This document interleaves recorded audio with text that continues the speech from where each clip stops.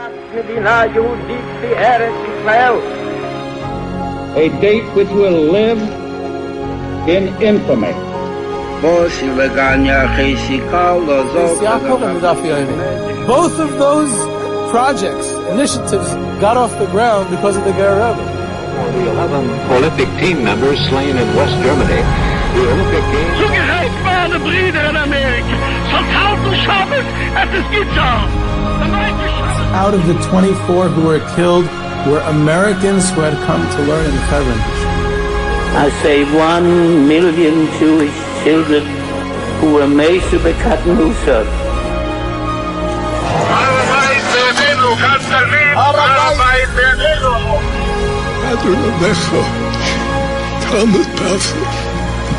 Whoever heard such beautiful words, it is never too little, it is never too late, and it is never enough. Jewish History Soundbites, bringing alive the world of our glorious past. Here is our host, live from Jerusalem, Jewish historian and tour guide, Yehuda Geberer. Welcome, everyone, to Jewish History Soundbites. This is Yehuda Geberer with another episode of Jewish History Soundbites, and this episode has been generously sponsored by Mikey Stone of New York City, longtime listener and fan, who wants to recommend another Jewish podcast that you'll enjoy.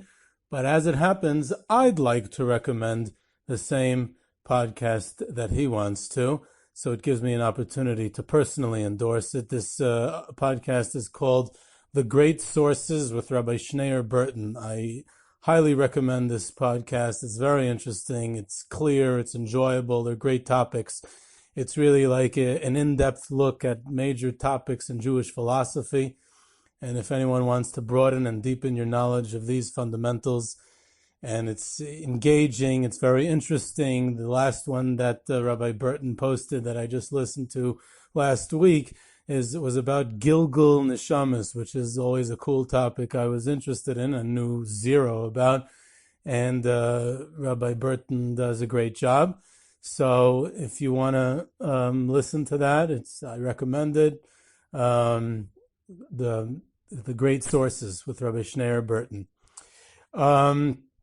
So before we get to tonight's topic about the Chofetz Chaim Sefer Torah, rather the Sefer Torah that was written in memory of the Chofetz Chaim, I want to read a couple of letters. We got an amazing amount of feedback from the Philadelphia episode.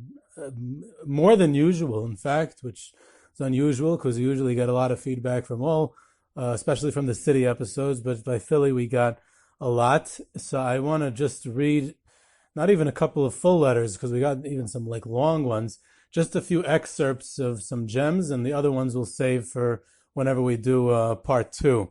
So here's excerpt number 1 from a letter I received.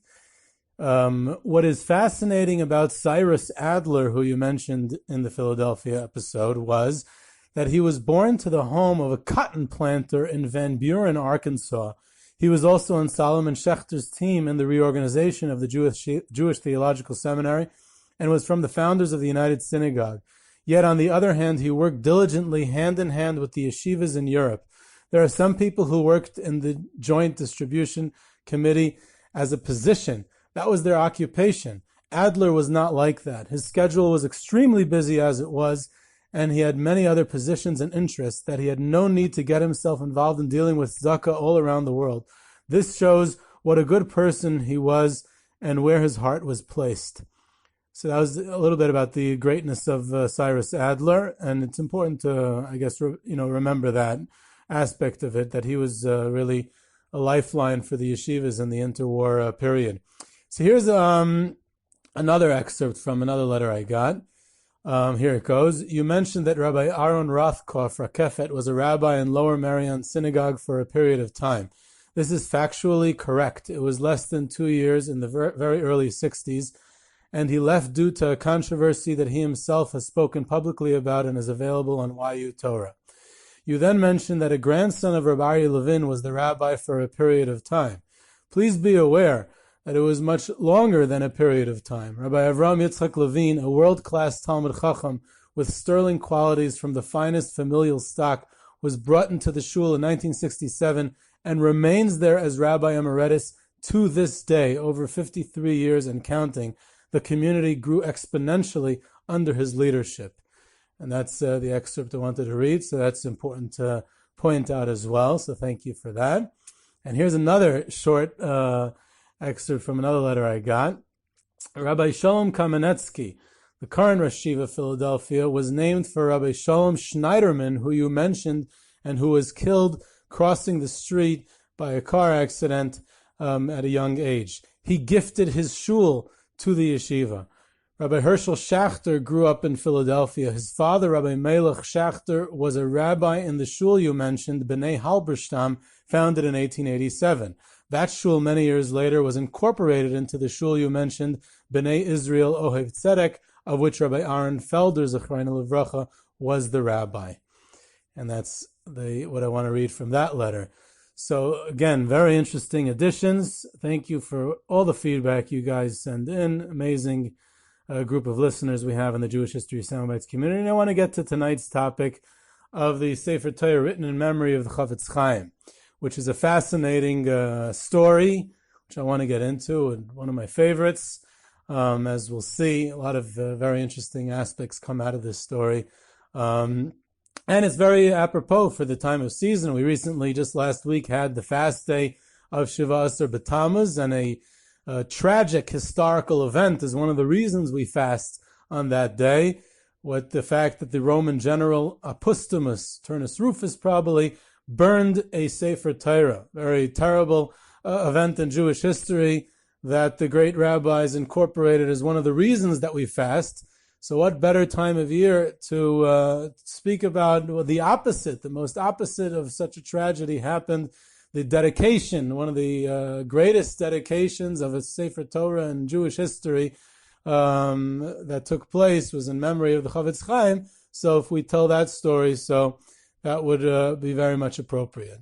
So the primary and pretty much the only source that I'm going to use, the only one that's necessary to use in this context, is Dr. Ben-Zion Klebansky, he has the best and, again, pretty much the only comprehensive book on the interwar Lithuanian Yeshiva world. Absolutely fantastic book, one of my favorites. And it covers this story of the Sefer Torah of the Chofetz Chaim as well. He also happened to have written a 45-page article on it, which is also fantastic, and he's amazing. So I used him for a lot of things. He's my Bible for a lot of yeshiva-related topics, but especially for this story about the Chofetz Chaim Sefer Torah. We go a little bit into the background of the Vaad Hayeshivas. The story of the Chofetz Chaim Sefer Torah has to be understood in the context of the Vaad Hayeshivas because they were the ones who spearheaded the campaign. It was their campaign. They initiated it and carried it out. The Vaad Hayeshivas was started and founded by the Chofetz Chaim and Reb Chaim Ozer Grodzinski in the post-World War I world, where the yeshiva world had been decimated and basically destroyed during World War I, numbers and financially, and they're in very desperate straits, and they wanted to revitalize and rebuild the Torah world. So the Chofetz Chaim and Reb Chaim Ozer found this organization called the Vaad Hayeshivas, which the idea was a very noble idea and very unique in the annals of Jewish history. Does not exist today and didn't exist before then. It was quite unique to that era of a unified organization that oversees the activities, primarily the financial activities of all the yeshivas. Really, the honest truth is that the Vaad Hayeshivas deserves its own episode, which I hope to get to. But I'm just going to mention it quickly in this context to understand how the Sefer Torah campaign fits into this story. So what happens is that independent Poland rises out of the ashes of World War I and the Treaty of Versailles, and the Poland of the interwar period has very large borders, and it incorporates areas that was very Lithuanian in the Jewish sense, very non-Hasidic, the yeshiva world, and very what we'd call Litvisha Poland, the areas of eastern Poland, which today are mostly in Belarus. Parts of it are in Lithuania. Some of it is still in Poland, but huge areas which were all, even Vilna, we have to understand, was in Poland in the interwar period. So the Lithuanian Yeshiva world was in Poland during the interwar period, not in Lithuania. Very few yeshivas were in Lithuania. Telz, Kelm, Slobodka, which was part of Kovna. They were all in one or two others were in Panovich, were in Lithuania. Most of them were in Poland. And that region of Poland where what was called the Lithuanian area, where the yeshivas were, was called the Kherson region. And that's where the Vaad Hayeshivas operated. And they created this framework where the Vaad Hayeshivas would fundraise for the yeshivas in the Kherson region. And they tried to get this campaign going called the Trumas HaShekel, which that every household would donate money, and there would be local activists, usually rabbis or public speakers, darshanim, who would go around to different shuls and communities and towns speaking about the importance of donating to the Vaad Hayeshivas and the Trumas HaShekel, to donate a special, a couple of zloty every week or every month, and to forward it to the local rabbi who was in charge, and he would forward it to Vilna, where the headquarters were. Now, individual yeshivas were not allowed, under Vaad Hayeshivas rules, were not allowed to fundraise in this area of Poland, in the Kherson region. If they wanted to fundraise, they had to go to Warsaw, they had to go to Lodz, or they had to go to America or Western Europe to fundraise, which is another reason why many Roshei Yeshiva in the interwar period went, because they could not fundraise in the area of Poland where they were, because the Vaad Hayeshivas was the only one who was licensed to fundraise, and then they distributed the money to the yeshivas the way they understood, according to the size of the yeshiva and the importance of the yeshiva. And all these records exist because most of the Vaad Hayeshivas archives were rescued with the Yivo, which was also in Vilna, which exists till today. So we have all their financial records and the correspondence, an amazing wealth of information. They had two very dedicated, overworked and underpaid individuals who ran the whole operation, Rabbi Yosef Shub and Rabbi Aaron Berek. They were both unfortunately killed in the Ponar forests outside of Vilna, they and their entire families, by the Nazis.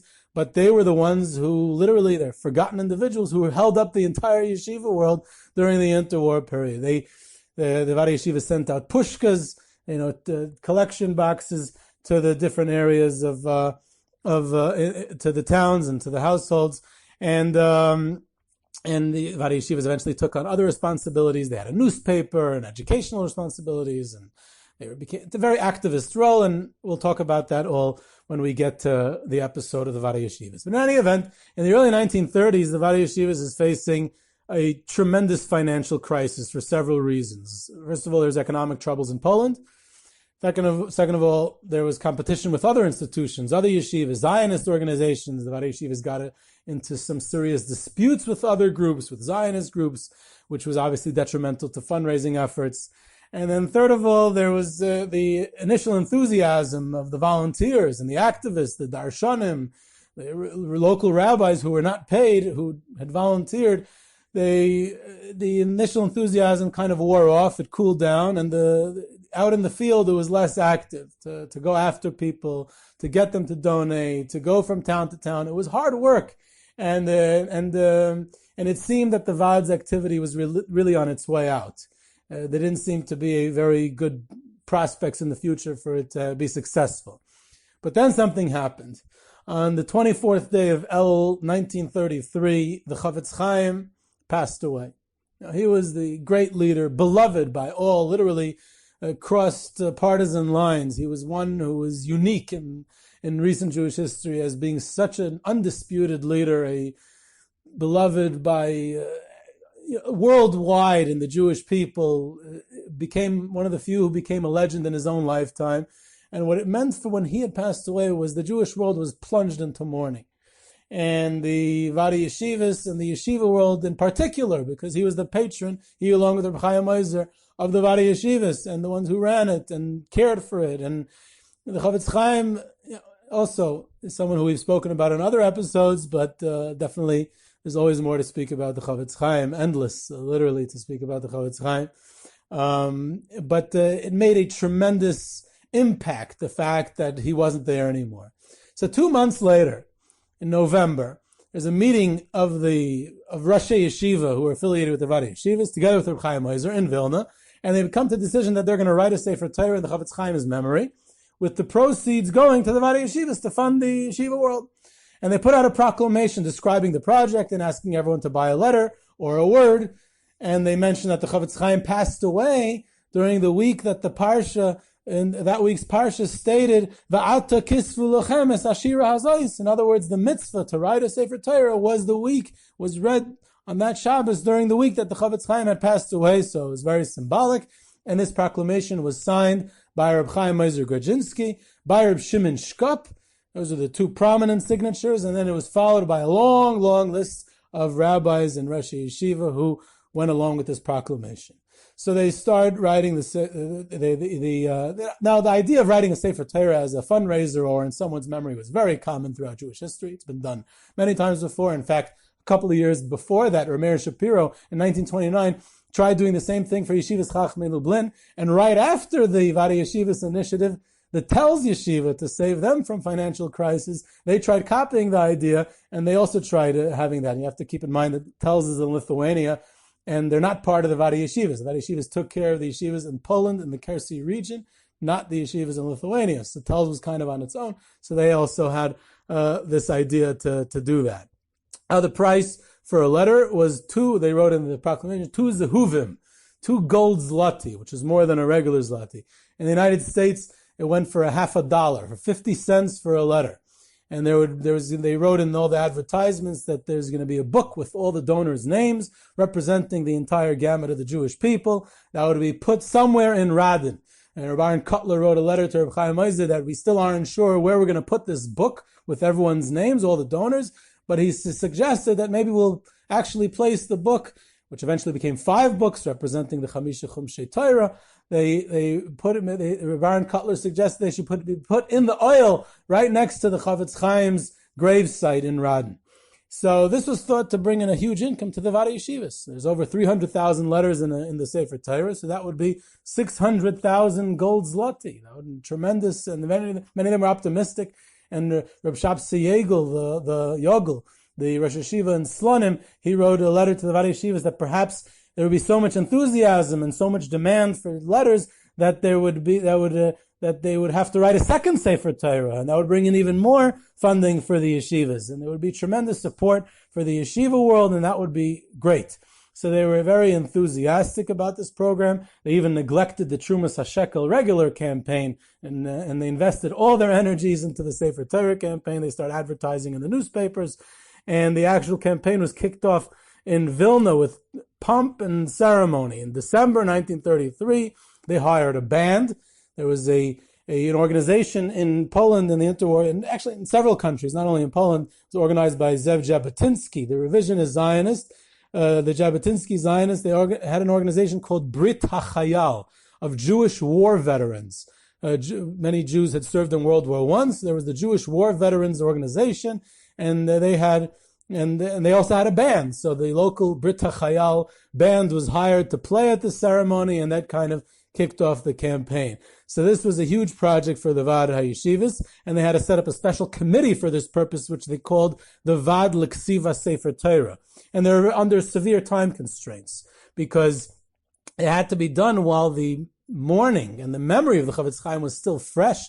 This is what they were capitalizing on. This is what's going to galvanize people to want to donate, to want to participate, because of the memory of the Chofetz Chaim was so fresh to everyone.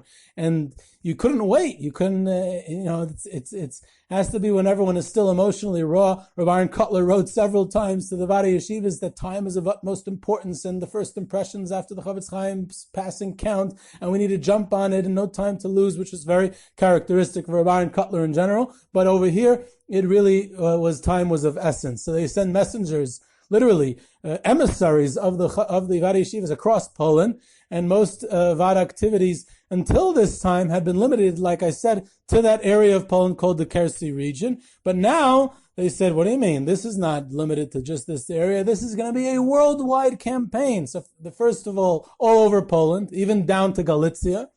And they got a lot of donors in Lodz. Lodz actually in Poland gave a lot of letters were bought there. A lot of money was raised there. In Warsaw, they sent down, like I said, all the way down to Galicia, to Lvov, which actually did not give so much money. They gave very little. But it was considered so urgent that Rosh Yeshiva themselves went out to campaign for the letters, to buy letters for this. Reb Aaron Kotler asked even that the yeshiva students of his yeshiva in Kletsk and other yeshiva students should leave and go accompany the Rosh Yeshiva and campaign for this project. That's how much importance that he attached to it. Eliezer Yudel Finkel, whose yahrtzeit actually was today's 55th yahrtzeit, was very involved in campaigning and going around Poland. He even got Mir Talmidim involved as well. The campaign goes way beyond Poland. It was a worldwide campaign. Shmuel Greineman was dispatched by the Vaad Hayeshivas to Belgium and then to the United States, where he actually stayed for several months campaigning for the Sefer Torah project. Rabbi Avram Kalmanovich, who was the Rav in Tiktin at the time, who was very involved in the Vaad Hayeshivas, was dispatched to Eretz Yisrael, and with a letter that he carried from Reb Chaim Oizer Grodzinski addressed to Rav Kook, the chief rabbi. And Reb Chaim Oizer, in that letter, he apologizes to Rav Kook. He says, I know, how can I send an emissary to Eretz Yisrael to fundraise and ask you to assist him in the fundraising? I know the desperate situation of the yeshivas in Eretz Yisrael and the poverty in the yeshiv in Eretz Yisrael, but I feel, this is Reb Chaim Oizer writes to Rav Kook, I feel that this campaign is so important. And there's right now close to 5,000 yeshiva students under the Vaad Hayeshivas' jurisdiction in Poland. So this is a major campaign that we need to do for the Sefer Torah, and that's why we're fundraising even there. Letters for the Sefer Torah was sold in Johannesburg, in South Africa, where Reb Chaim Oizer Grodzinski's brother-in-law, Yitzchak Kosovsky, he ran the campaign because he was the local rabbi. Letters were sold in Latvia, in England, back to Eretz Yisrael in Bnei Brak, the new yeshiv there, and even as far away as Uruguay, and of course across the United States as well. So how did the Vaad Hayeshivas convince potential buyers? So they're very creative, and it sounds, you might think that it sounds either, Hasidic in style or contemporary, something that really comes from 2020 in that style. But I want to remind you that we're talking about a very, very Litvische world and organization, the Vaad Hayeshivas, and it's the 1930s. And yet they had this amazing advertising campaign that they wrote, buy in memory of a loved one, buy in memory in the merit of your children, buy and you'll get brachas from the Chofetz Chaim. And then they had an ad that said something along the lines of, and all these stuff exists, and all the Hebrew newspapers, Yiddish newspapers are archived today. This is all exists. So this is the gist of a advertisement in a Yiddish paper. Who hasn't heard of the Chofetz Chaim? Who hasn't gone to Radin to get a bracha from the Chofetz Chaim for health, for livelihood, or something similar? If your name is registered as a donor for the Sefer Torah, then blessing will come to your home. You'll be able to receive the same brachas that the Chofetz Chaim bestowed when he was still alive. And although the Sefer and the Sefer Torah, and through the Sefer Torah, your name is going to be written in this special book with all the names of all the donors, which is going to be next to the Chofetz Chaim's kever and Radin. And the Vaad Hayeshivas goes on to prepare special certificates that they send to every donor, specifying their name and the letter that they donated. It was very colorful with calligraphy. And since they send out literally thousands, tens of thousands, hundreds of thousands of certificates like this, many exist still today. You could see pictures of them, and they're all over. And but it was a complicated procedure to distribute the letters because you're buying a specific letter, and there's no instant communication. There's no internet in those days, so you have emissaries of the Vaad all over the world selling letters. How do you know that there's no double selling? So they had a very good system.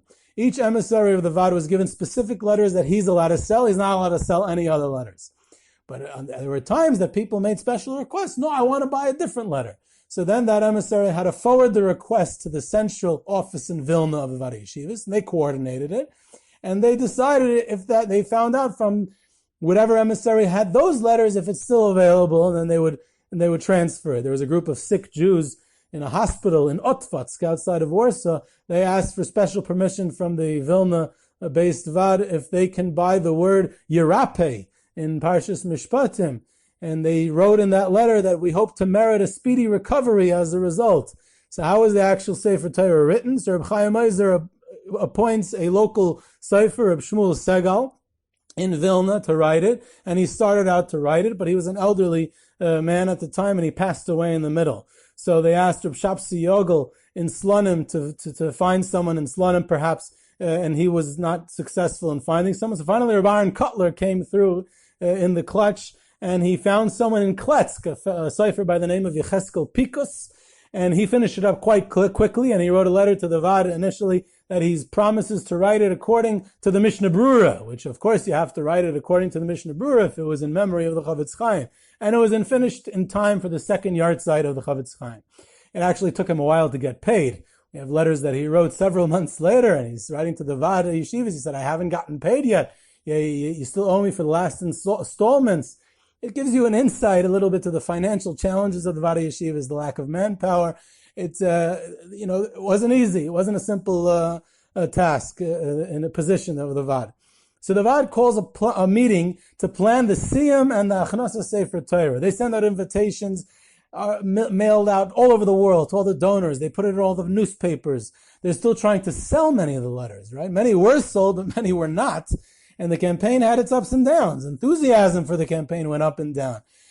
So they tried to generate publicity about the Achnasa Sefer Torah to be able to sell additional letters. They had Yecheskel Pikus, the Sefer, write the last part of the Sefer Torah in Vilna, in the Vaad offices, in order to increase publicity. Then they rent out, for the Achnasa Sefer Torah, they rent out a very prominent hall in Vilna, a couple of days before the Chofetz Chaim's yahrtzeit, and they sell tickets. There's no free entrance. And they filled the hall to overflow capacity. There was absolutely no social distancing at this event. The opening speech was by Reb Henech Eigish, the Marcheshes, and there was a special chazan brought in that said the Kel Mole for the Chofetz Chaim, and then they had a band, and there was dancing, and people were crying and dancing and singing. It was a very powerful and special moment. The Sefer Torah comes in, the Achnasa Sefer Torah. They sell off the mantle, the cover for the Sefer Torah, and the crown. They sell that off also to donors. They try selling more letters, then they had more speeches, then they again tried selling more letters. It was a very incredible and memorable event. A couple of days later, they took it to the streets. They brought it to the great shul, the great synagogue, the Beis Knesses HaGadol of Vilna. The streets were full. People described it as a sea full of black. Thousands dancing in the streets with torches. The local police had to keep order. It was a major event in Vilna. They bring it to the Great Shul of Vilna. Why to the Great Shul of Vilna? This was the exact place that the Chofetz Chaim had announced the founding of the Vaad Hayeshivas in 1923. In other words, it became full circle. They bring it to the exact same place where the Chofetz Chaim came and announced the founding, and here they're commemorating the Sefer Torah. The next day was ready for the Chofetz Chaim's yahrtzeit. It was the second yahrtzeit, so they rent a special bus to bring the Sefer Torah to Radin. And on the way, the attraction on the bus was that there were stories that were related about the Chofetz Chaim on the way, which is incredible because when I'm on a bus with a group in the normal world, when we have groups going, so we go from Vilna to Radin on the bus, and what do we do on the way to Radin? I say stories about the Chofetz Chaim. So I guess we're continuing the tradition from this event here, that they said stories on the way to Radin. And there was actually on the way, they passed through Aishishuk, and there was a huge crowd there that forced them to stop the bus and dance their way through town. When they finally got to Radin, the crowd was waiting for them. They got off the bus and they set up a chuppah and they danced again into town. The whole place was decorated. They go to the shul in Radin, they take out the Sefer Torah. There were speeches. They try selling more letters of the Sefer Torah. Then they go on to the yeshiva. The festivities literally didn't end. And then they finally brought it into the Radin Yeshiva where it remains. And now they tried selling the remaining. There were still letters that they hadn't sold off yet. Unfortunately, they were unable to finish selling it. So the Vaad Hayeshivas continued selling it even afterwards, for months, literally for months. They kept on advertising. Please, we're still trying to find more donors to buy more letters. And they even wrote that anyone who donates 36 zehuvim, gold zloty, then their name will be written in that book in gold letters, which is much greater than having it written in not gold letters. They didn't sell everything, but it did bring some money to the Vaad Hayeshivas. It did alleviate the burden drop. Although on the other hand, the Trumas HaShekel campaign might have suffered as a result, but it was an amazing attempt, and they brought in a significant amount of funding to the Vaad Hayeshivas. However, there was another benefit that came, which I want to talk about for a couple of minutes, that Kulbensky elaborates on. Amazing side benefit that came out from this whole campaign, and that's what I'm going to end off with. It really brought a certain sense of unity to the Jewish people, and this was at a time that unity was not in abundance. This is a very, very hard time in many, many ways for the Jewish people, and We could talk endlessly about the Jews of Eastern Europe and the Jews worldwide, and in Israel and other places in the world during a very challenging time of the interwar period, a time of change, a time of politics, and there was not a lot of unity. And here, this was something that was above ideology. It was above politics. This belonged to the Jewish people. At the opening ceremony, the ones who kept order in the hall was the joint effort of the Tzeirei Agudas Yisrael, the youth group of the Agudas Yisrael, and the Tzeirei Mizrachi. And the Vaad Hayeshivas orchestrated on purpose because they wanted this to be a campaign of unity above ideology, with the message being that the Torah and the Chofetz Chaim belong to the Jewish people. And this was especially obviously important for the Vaad Hayeshivas from the outset, as they had become recently embroiled in politically related disputes, which they obviously wanted to avoid, and it was a factor in the lower fundraising lately, so they wanted to get past that. However, what the other side of it was interestingly enough, politics often decided which letters that their people, different organizations are going to buy.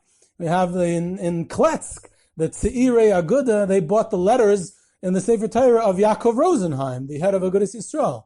And the local Beitar was obviously the revisionist Zionist of Jabotinsky, they buy the letters of Zev Jabotinsky. In Bialystok, the Mizrachi, they bought the entire pasuk of Matoivu Oyhalecha Yaakov Mishkanesecha Yisrael. But what do the revisionist Zionists in Bialystok buy? This is one of my favorite. They buy the pasuk by the Meraglim, where Kolev says, Oloi nale v'yarashnu oisa ki yachal nuchalo, we're going to be able to come to the land of Israel. But they bought a pasuk. But the revisionist Zionists, who were for the most part secular, they bought a pasuk.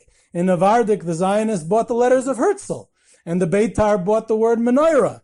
And other organizations either dedicated or hinted with letters to Avram Stavsky and Abba Achimeir and others who had been recently arrested in connection with the Elazarov murder. So you have ideological acquisitions of Sefer Torah, and the Vaad Hayeshivas accepted it. It was understood, it was accepted, and it was considered a great time of unity for the Jewish people. Unfortunately, the leftist parties, the Bund, socialist Zionists, like the Poalei Tzion, small, the left, they were very underrepresented in this campaign, though we do have some isolated testimonies of Bundists and Poalei Tzion small members who were very distant from observant Judaism, that they also purchased letters, which is very unique.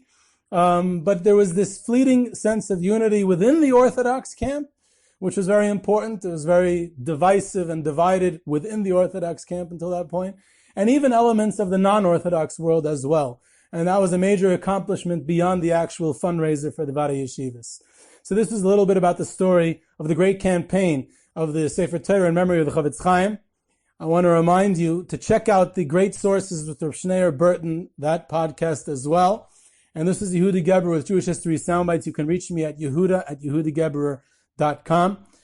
For questions, comments, sources, tours, and trips to places of interest in the Jewish world, check out our website at yehudigeberer.com. Subscribe to our podcast on iTunes, Google Play, Spotify, Stitcher. Follow us on Twitter at JSoundbites, and I hope you enjoyed.